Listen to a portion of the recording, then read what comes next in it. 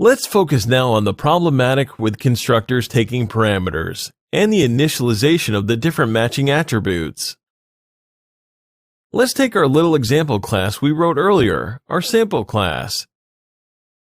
Here I named it sample, as I will have a sample2 class later on. It's to differentiate them, don't worry. So here we again a very simple class with a constructor, a destructor. The particularity being that our constructor now accepts parameters. 3 parameters here, a p1 char, a p2 integer, and a p3 float. In this class, I will have 3 attributes that will have matching types because the goal will be to match the parameters of my constructor with the attributes of my class. The principle will be to initialize my 3 class attributes with my 3 parameters. To do that, we saw quickly in the previous example that there was quite a simple way to proceed. It was just about using an instance pointer, this, and making assignments manually. Here, for example, I want the A1 attribute of my current instance to equal P1, my first parameter. Then the A2 attribute of my current instance to equal P2, etc. It works very well, this well, though it's naive, no problem in particular. But it's worth knowing that C++ has a particular syntax, allowing it to do a more concise way, allowing to do a bit more. We'll find out in the next video that it will allow us to initialize the constants in our classes. But until then, let's get back to our simple problem. Let's see now our sample2 class, having a rigorously identical declaration, but a different code for the definition of the constructor.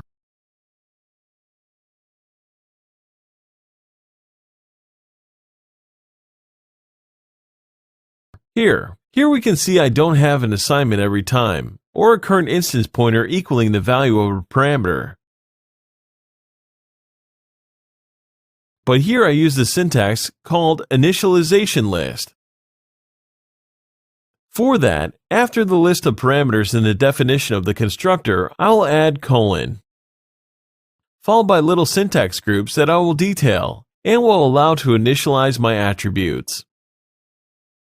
We can see in the declaration of my class that I have an A1 attribute, an A2 attribute, and an A3 attribute, as well as construction parameters P1, P2, and P3. I will just be able to construct because it's actually a construction, the A1 attribute from the value of the P1 parameter, and for this, write A1 brackets P1 and the different items I want to initialize. Indeed, this initialization list has very complex uses that we will see later on. I mentioned the constants. We see later that it is related to the notions of heritage. For now, just keep in mind that when you have to initialize attributes of your class, think about using this initialization list syntax. Feel free to make a new line between the commas. Arrange your code as you wish. There is no norm for that. Just make sure everything is clear and readable. Below, I'll be able to output the content, and we'll have the proof that it's working perfectly. The 2 syntaxes we saw, the initialization list and the naive one, in which we use an instance pointer, are equivalent in such a simple example. But it won't be the case with more complicated examples. On the left, we have the example of what shouldn't be done, and on the right we have the example of what I will ask you to do from now on, so you don't have troubles afterward. I use a very simple test main bracket that will just create an instance of sample1 and an instance of sample2. So we'll have 2 constructions using respectively sample1's constructor and sample2's constructor. And every time I'll pass 3 parameters of matching types with different values so we don't get lost. Let's compile all this.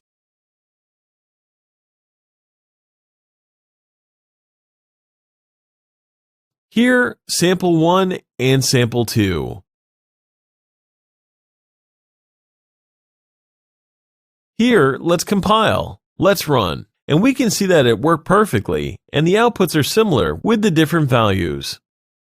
I started with the first one with no initialization list, the A char, and the 42 integer, and the 4,2 float. We can see that the attributes have been initialized correctly every time. More interesting, with the second syntax, the one with initialization lists, I have the exact same result, of course with the different values of the parameters I provided.